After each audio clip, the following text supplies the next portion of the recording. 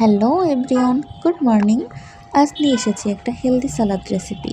এজন্য আমি প্রথমে একটা ডিম সেদ্ধ করে নিয়ে ওটাকে কয়েকটা টুকরো করে নিয়েছি। আর গতকাল রাতে ভেজানো ছোলা বুট এটাকে নিয়েছি, সঙ্গে কিছুটা পেঁয়াজ কুচি আর কিউব কিউব করে কেটে নেওয়া একটা টমেটো, দুইটা শসা যেটাও আমি কিউব কিউব করে কেটে নিয়েছি, কয়েকটা কাঁচামরিচ কুচি আর একটু ধনেপাতা কুচি দিয়ে ভালো করে এটাকে মিক্স করে নিতে হবে।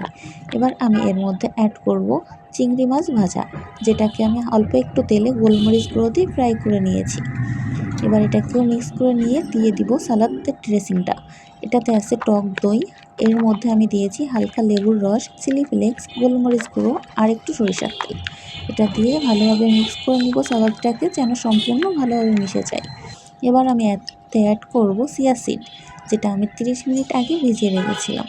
চিয়া সিডটা দেওয়ার পর এটাকে খুব ভালো করে সমস্ত সালাদের সঙ্গে মিক্স করে নিতে হবে, তাহলে তৈরি হয়ে যাবে হেলদি আর সুস্বাদু সালাদ রেসিপি।